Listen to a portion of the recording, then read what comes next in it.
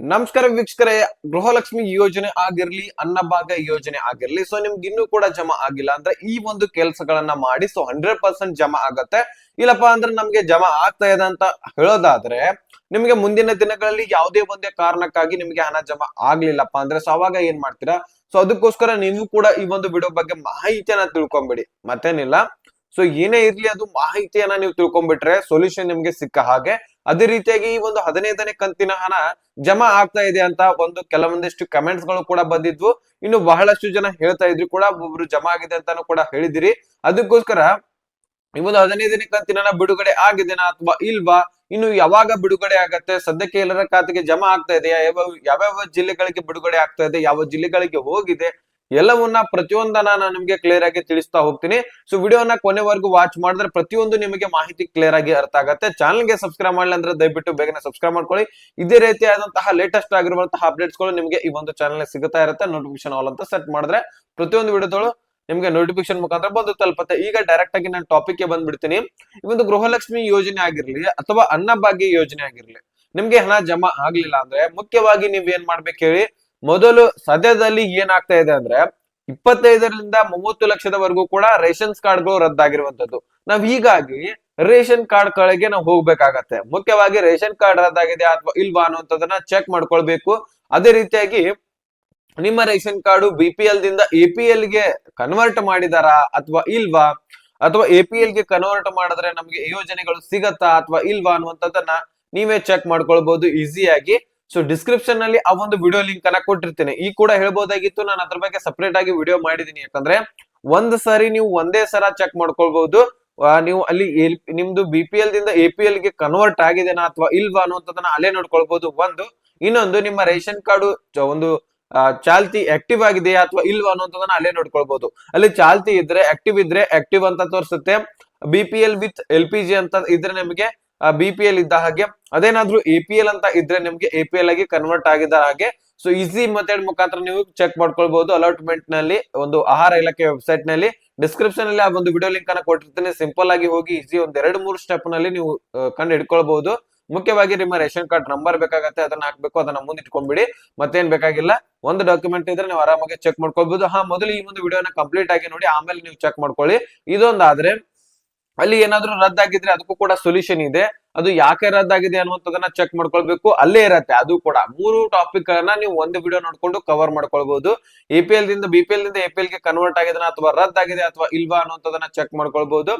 So ಇನ್ನೊಂದು ನಿಮ್ಗೆ ಈ ಒಂದು ಯಾವ ಕಾರಣಕ್ಕಾಗಿ ರದ್ದಾಗಿದೆ ಅನ್ನುವಂಥದ್ದನ್ನ ಅಲ್ಲಿ ಕೊಟ್ಟಿರ್ತಾರೆ. ಸೊ ಅದೊಂದು ಆಯ್ತಲ್ವಾ.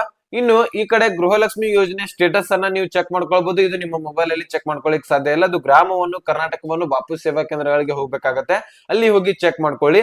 ಅಲ್ಲಿ ಚೆಕ್ ಮಾಡಿದ ತಕ್ಷಣ ನಿಮ್ಮ ಡಾಕ್ಯುಮೆಂಟ್ಸ್ ಗಳು ವೆರಿಫಿಕೇಶನ್ ಮಾಡ್ಕೊಳ್ತಾರೆ. ಒಂದು ಸ್ವಲ್ಪ ಏನೇನಿದೆ ಮಾಹಿತಿಯನ್ನು ನೋಡ್ಕೊಂಡು ಅಲ್ಲಿ ಗೃಹಲಕ್ಷ್ಮಿ ಸ್ಟೇಟಸ್ ಅನ್ನ ತೋರಿಸಿದಾಗ ನಿಮಗೆ ಆದಾಯ ತೆರಿಗೆ ಪೇಯರ್ ಅಂದ್ರೆ ಇನ್ಕಮ್ ಟ್ಯಾಕ್ಸ್ ಪೇಯರ್, ಆದಾಯ ತೆರಿಗೆ ಕಟ್ಟುವವರು ಅಂತ ಏನಾದ್ರೂ ಬರ್ತಾ ಇದ್ರೆ ಸೊ ನೀವು ಕೂಡ ಒಂದ್ ಕೆಲಸವನ್ನ ಮಾಡ್ಬೇಕಾಗತ್ತೆ. ಟೋಟಲಿ ರೇಷನ್ ಕಾರ್ಡ್ ರದ್ದಾದವರಿಗೆ ಮುಖ್ಯವಾದ ಕಾರಣ ಏನಾಗ್ತಾ ಇದೆ ಅಂದ್ರೆ ಆದಾಯ ತೆರಿಗೆ ಕಟ್ಟುವವರಿಗೆ ಮುಖ್ಯವಾಗಿ ರೇಷನ್ ಕಾರ್ಡ್ ನಿಂದ ರದ್ದು ಮಾಡ್ತಾ ಇರುವಂತದ್ದು.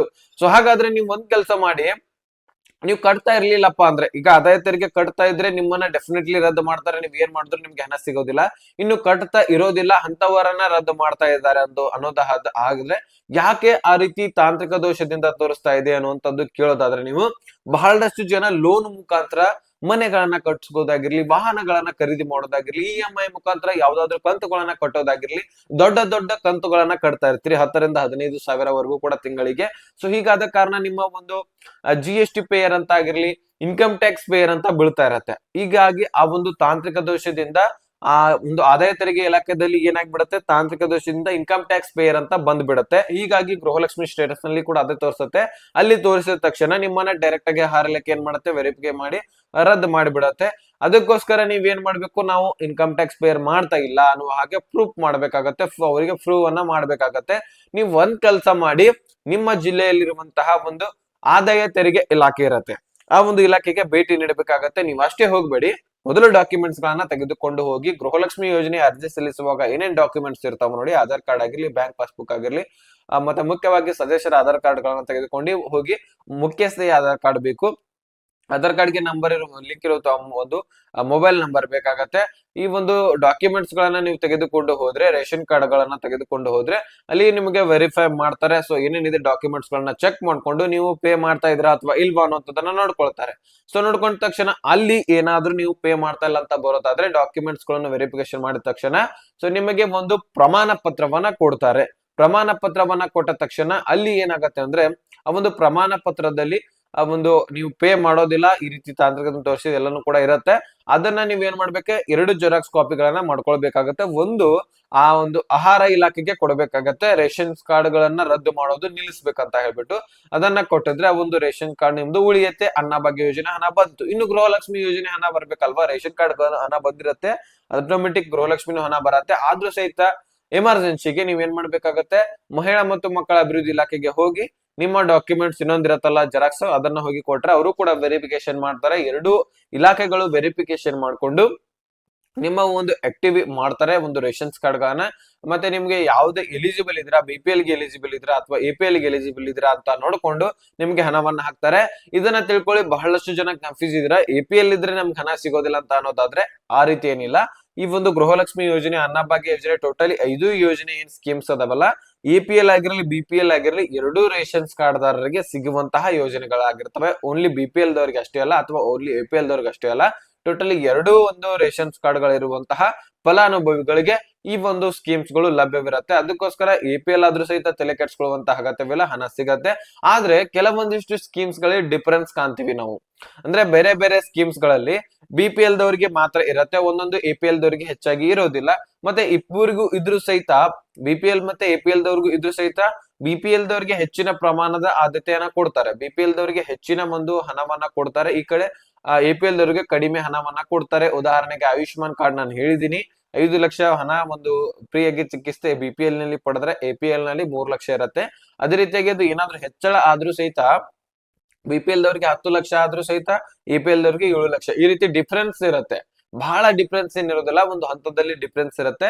APL ದವರು ಒಂದು ಹಂತದಲ್ಲಿ ಬೆಳವಣಿಗೆ ಹೊಂದಿರ್ತಾರೆ, BPL ದವರು ಕಡಿಮೆ ವರ್ಗ, ಒಂದು ಬಿಲೋ ಪೋವರ್ಟಿ ಲೈನ್ ಅಂತ ಕರೀತಾರೆ. ಸೊ ಅದಕ್ಕೋಸ್ಕರ ಅವರಿಗೆ ಹಣವನ್ನ ಹೆಚ್ಚಿನ ಪ್ರಮಾಣದಲ್ಲಿ ಆದ್ಯತೆ ಕೊಡುವಂತದ್ದು, ಮತ್ತೆ ಯಾವುದೇ ಸ್ಕೀಮ್ ನಲ್ಲಿ ಲೋನ್ ಕೊಡುವುದಾದ್ರೆ ಕಡಿಮೆ ಬಡ್ಡಿ ದರದಲ್ಲಿ ಸಬ್ಸಿಡಿ ಮುಖಾಂತರ ಹಣವನ್ನ ಕೊಡುವುದು, ಈ ರೀತಿ ಸಾಕಷ್ಟು ಒಂದು ಹಣವನ್ನ ಒಂದು ಸ್ಕೀಮ್ಸ್ ಗಳ ಮುಖಾಂತರ ಅವರಿಗೆ ಒಂದು ಲಭ್ಯವಿರುತ್ತೆ. ಅದೇ ರೀತಿಯಾಗಿ ನೋಡಿ ವೀಕ್ಷಕರೇ, ನೀವು BPL ಯಾಕೆ ಬೇಕು ಅಂತ ಹೇಳೋದಾದ್ರೆ ಇದರಿಂದ ಫ್ರೀ ಚಿಕಿತ್ಸೆಗಳಿದಾವೆ. ಕ್ಯಾನ್ಸರ್ ರೋಗಿಗಳಿಗಾಗಿರ್ಲಿ, ಮತ್ತೆ ಏಡ್ಸ್ ರೋಗಿಗಳಾಗಿರ್ಲಿ, ಇನ್ನಿತರ ಒಂದು ರೋಗಿಗಳಿಗೆ ಫ್ರೀ ಚಿಕಿತ್ಸೆ ಆಗಿರ್ಲಿ, ಕಡಿಮೆ ಸಬ್ಸಿಡಿ ಮುಖಾಂತರ ಚಿಕಿತ್ಸೆಗಳಲ್ಲಾಗಿರುತ್ತೆ. ಈ ರೀತಿ ಒಂದು ಸ್ಕೀಮ್ಸ್ ಗಳು ಬಹಳಷ್ಟು ಇದಾವೆ BPL ರೇಷನ್ ಕಾರ್ಡ್ ದಾರರಿಗೆ.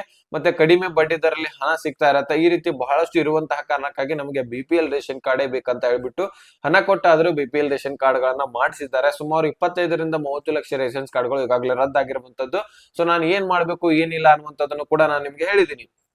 ನಿಮ್ಗೆ ಏನೇ ಡೌಟ್ಸ್ ಇದ್ರು, ಒಂದು ಡೌಟ್ಸ್ ಇದ್ರು ಸಹಿತ ಈ ಒಂದು ಸ್ಕೀಮ್ಸ್ ಬಗ್ಗೆ ಅಷ್ಟೇ ಅಲ್ಲ, ಬೇರೆ ಬೇರೆ ಸ್ಕೀಮ್ಸ್ ಗಳ ಬಗ್ಗೆನೂ ಕೂಡ ಒಂದು ಡೌಟ್ ಇದ್ರು ಸಹಿತ ಡಿಸ್ಕ್ರಿಪ್ಷನ್ ಅಲ್ಲಿ Instagram ಲಿಂಕ್ ಇರುತ್ತೆ, ಮೊದಲೇ ಲಿಂಕ್ ಬೋಡ್ಕಾಸ್ಟ್ ಚಾನಲ್ ಇರುತ್ತೆ, ಅದಕ್ಕೆ ಮುಖ್ಯವಾಗಿ ಜಾಯ್ನ್ ಆಗಬೇಕು. ಮತ್ತೆ ನನಗೆ ಫಾಲೋ ಕೂಡ ಆಗಿರ್ಬೇಕು. 43,000 ಒಂದು ಫಾಲೋವರ್ಸ್ ಇದಾರೆ. ಸೊ ಆ ಅಕೌಂಟ್ ಗೆ ಮಾತ್ರ ಫಾಲೋ ಮಾಡ್ಕೊಳ್ಳಿ, ಲಿಂಕ್ ಇದೆ, ಲಿಂಕ್ ಮುಖಾಂತರ ಹೋಗಿ. ಅದೇ ರೀತಿ ನನಗೆ ಮೆಸೇಜ್ ಮಾಡಿದ್ರೆ ನಾನು ನಿಮ್ಗೆ ಸಪರೇಟ್ ಆಗಿ ನಿಮ್ ಜೊತೆ ಕಾಂಟ್ಯಾಕ್ಟ್ ನಲ್ಲಿ ಇರ್ತೀನಿ. ನನ್ನ ಜೊತೆ ಕಾಂಟ್ಯಾಕ್ಟ್ ನಲ್ಲಿ ನೀವು ಇರ್ಬೇಕಂತ ನಿಮ್ಗೆ ಅನ್ಸಿದ್ರೆ ಮೆಸೇಜ್ ಮಾಡಬಹುದು, ನಾನು ನಿಮ್ಗೆ ಸಂಪೂರ್ಣವಾಗಿ ಕ್ಲಾರಿಟಿ ಕೊಡ್ತೀನಿ, ಯಾವ ಯೋಜನೆ ಬೇಕಾದ್ರೂ ಇರ್ಲಿ ಅದು. ಸೊ ಇಷ್ಟು ಅಪ್ಡೇಟ್ ಸಿಕ್ಕಿದ್ರೆ ನಿಮ್ಗೆ ಲೈಕ್ ಮಾಡಿ, ನಿಮ್ಮ ಸ್ನೇಹಿತರಿಗೆ ಶೇರ್ ಮಾಡಿ, ಸಬ್ಸ್ಕ್ರೈಬ್ ಮಾಡಿ ಅಂತ ಹೇಳ್ತಾ ಮತ್ತೆ ಮುಂದಿನ ಮಾಹಿತಿ ಸಿಗೋಣ. ಅಲ್ಲಿ ತನಕ ಬೈ ಬೈ ಫ್ರೆಂಡ್ಸ್.